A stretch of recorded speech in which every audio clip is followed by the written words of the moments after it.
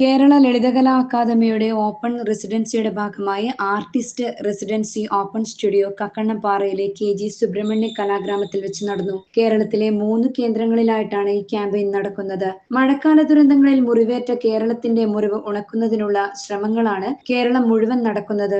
അതിന്റെ ഭാഗമാണ് ഈ മൺസൂൺ റെസിഡൻസി ക്യാമ്പും നടക്കുന്നത്. കലാകൃത്തുക്കളായ 5 പേരാണ് ചിത്രശില്പ രചനയിൽ പങ്കെടുത്തത്. ബാദുഷ് ബാബു, ദേംജിത്ത്, ദീപിക, ഗായത്രി, വിനീത തുടങ്ങിയ 5 പേരുടെ 20 ദിവസങ്ങൾ നീണ്ട ചിത്രശില്പ രചനകളാണ് നെടിയങ്ങ കലാഗ്രാമത്തിൽ പ്രദർശിപ്പിച്ചത്. ഇവരിൽ ത്രിപുരയിൽ നിന്നും ഡൽഹിയിൽ നിന്നുമുള്ള കലാകാരന്മാരും ഉണ്ടായിരുന്നു. ഇന്ന് ഇവരുടെ രചനകളുടെ സമാപനം കൂടിയായിരുന്നു ഈ ക്യാമ്പ്.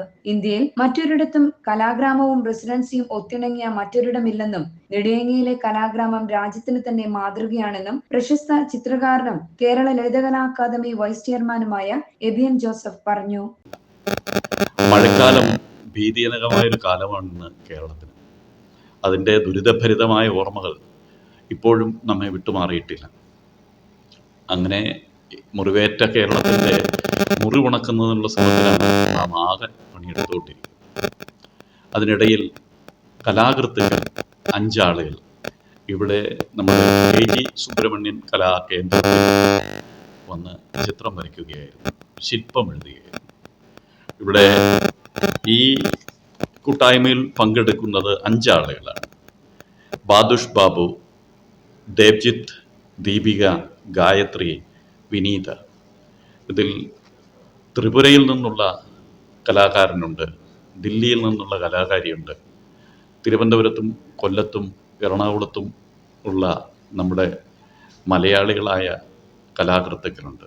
അവർ കഴിഞ്ഞ 20 ദിവസമായി ഇവിടെ കലാരചനയിലേർപ്പെട്ടും തദ്ദേശീയരായ കലാകാരന്മാർക്കും കലാകാരികൾക്കും അവരുമായി സംവദിക്കാനുള്ള സൗകര്യം ഏർപ്പെടുത്തിക്കൊണ്ടും കഴിയുകയായിരുന്നു. അവരുടെ രചനകളിലൂടെ കണ്ടും മനസ്സിലാക്കിയും അവരുമായി സംസാരിച്ചും കാര്യങ്ങൾ ബോധ്യപ്പെടാനുള്ള ഒരു പൊതുദിനമായി തന്നെയാണ് ഈ ഇൻട്രാക്റ്റീവ് സെഷൻ കടന്നു പോകുന്നത്. ഇന്ത്യയിൽ മറ്റെവിടെയും സർക്കാർ ഉടമസ്ഥതയിൽ ഈ തരത്തിൽ സജീവമായി പ്രവർത്തിക്കുന്ന ഒരു റെസിഡൻസി അഥവാ കലാഗ്രാമം ഇല്ല എന്നുള്ളതാണ്. ആ പേരിൽ മറ്റു പല സ്ഥലങ്ങളിലും ഉള്ളത് ഈ അർത്ഥത്തിലല്ല പ്രവർത്തിക്കുന്നത്. ഇത് കലാകൃത്തുക്കളെയും സാംസ്കാരിക പ്രവർത്തകരെയും ചലച്ചിത്ര പ്രവർത്തകരെയും എഴുത്തുകാരെയും ഫോട്ടോഗ്രാഫർമാരെയും ഒക്കെ സർഗാത്മക ലോകത്ത് ജീവിക്കുന്ന മുഴുവൻ ആളുകൾക്കും സ്വാഗതമരുളുന്ന ഒരു പ്രത്യേക കേന്ദ്രമായിട്ടാണ് ഇപ്പോൾ പ്രവർത്തിച്ചുകൊണ്ടിരിക്കുന്നത്. അത് കണ്ണൂരിൻ്റെ ആതിഥേയ മര്യാദയുടെ ഉജ്ജ്വല പ്രതീകമായും ഇതിൻ്റെ ഭൂതകാല ഭൂമിക എന്നത് കണ്ണൂരിൻ്റേത് കലയുടേതാണ്, സംസ്കാരത്തിൻ്റേതാണ്. അത് നാടൻ കലകളുടേതും അനുഷ്ഠാന കലകളുടേതുമാണ്, ചിത്രകലയുടേതാണ്. അത് തീർച്ചയായും പാരമ്പര്യം നിലനിർത്തിക്കൊണ്ടാണ് ഈ ലോകത്തിൻ്റെ എമ്പാടും നിന്നുള്ള കലാകാരന്മാരെയും കലാകാരികളെയും ഈ ഭാഗത്തേക്ക് ക്ഷണിക്കുന്നത്.